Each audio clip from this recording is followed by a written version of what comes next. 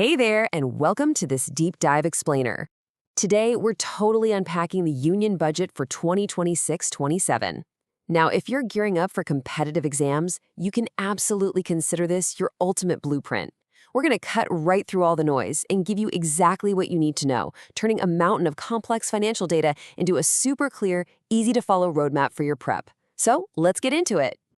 Okay, we have to start with the most staggering number of the entire document. 53.5 lakh crore rupees. That is the total government expenditure plan for this financial year. I mean, the sheer historic scale of this budget tells us straight away that there is a massive push happening to drive national momentum. But, to understand how all that money is actually being spent, we need a game plan. To make this giant document super digestible, here's how we're breaking it down today. First, key figures. Then, vision and strategy. Third, infrastructure and industry. Fourth, jobs, health, and education. Fifth, tax changes. And finally, the constitutional basis. All right, let's kick things off with part one, the key figures. Let's map out the country's fiscal gap. So as we just mentioned, our total expenditure is sitting way up there at 53.5 lakh crore rupees. But when you look at the other side of the ledger, our non-debt receipts are only at 36.5 lakh crore and our net tax receipts just 28.7 lakh crore. It paints a pretty clear picture, right?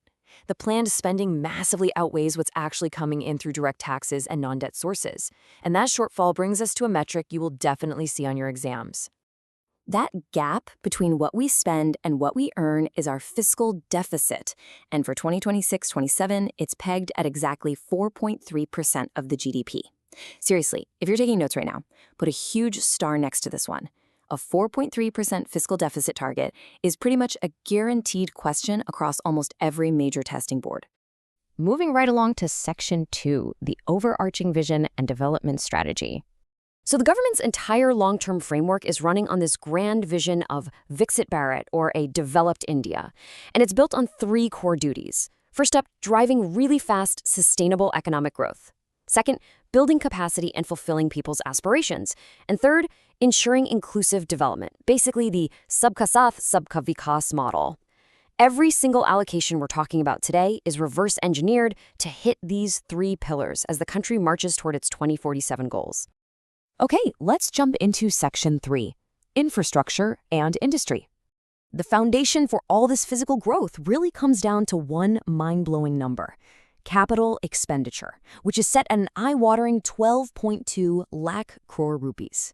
Now, we throw around terms like capex constantly in economics, but let's anchor that to the real world. This 12.2 lakh crore translates directly into hard physical assets.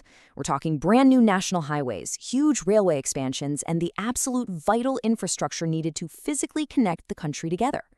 And speaking of building infrastructure, you'll want to pay very close attention here. The budget explicitly mandates the creation of 7 new plug-and-play industrial smart cities. We're looking at corridors like Korba Gaya, Pune Khed, Palakkad Coimbatore, and the others you see listed. Guys, I literally cannot stress this enough.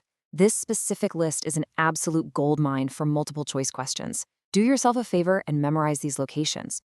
And to actually fuel those new cities and hit those broader manufacturing goals, a very cool 40,000 crore rupees has been dedicated entirely to industrial development for this cycle.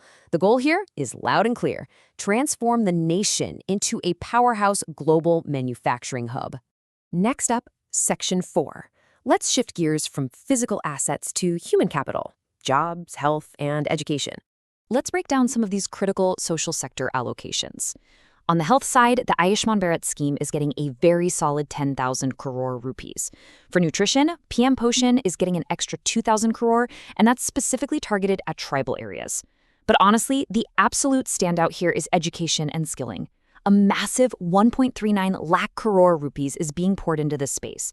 Because, the government realizes that without a properly trained workforce, those fancy new industrial cities, they're just going to sit there empty.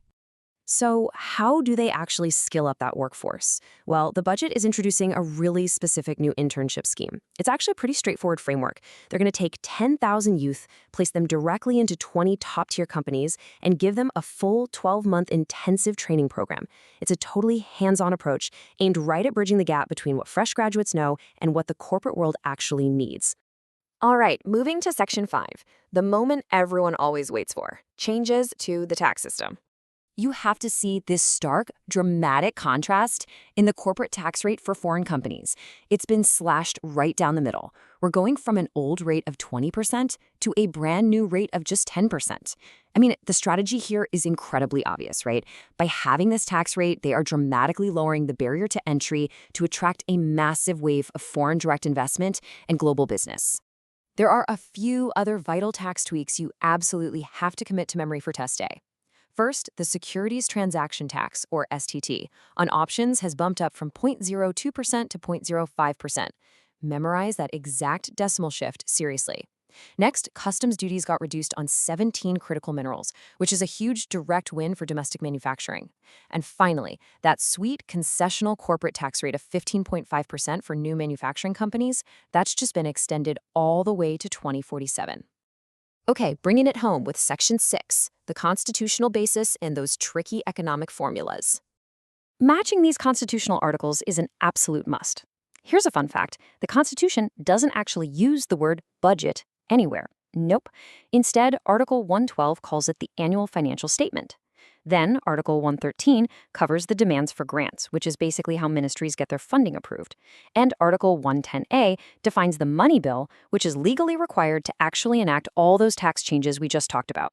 I highly encourage you to lock these pairings into your memory right now. They show up all the time. Now, for the economic theory part of your exams, you've got to know the exact mathematical formulas. Let's just purposefully slow down here for a second. The fiscal deficit is defined as the total expenditure minus the total receipts. But, and this is the kicker, you must specifically exclude debt-creating capital receipts. Put simply, this formula calculates exactly how much money the government has to go out and borrow to hit its big spending targets. And building right off of that, we have the primary deficit. This one is super straightforward. It's just the fiscal deficit minus interest payments. Why is this important? Well, because when you subtract the interest payments on all that old inherited debt, you get a crystal clear picture of the government's actual financial discipline and borrowing needs for this specific year alone. So we have covered a massive amount of ground today, from a historic 53.5 lakh crore expenditure to the exact constitutional articles that actually make it legal. But as you go off and study these figures, I want to leave you with one big overarching question to chew on. Will this budget, with its massive capex, targeted smart cities, and halved foreign corporate taxes, truly lay the solid foundation required for a fully developed India by 2047? Take a second to think about how these specific numbers actually connect to that huge ultimate vision. Thanks so much for hanging out for this explainer.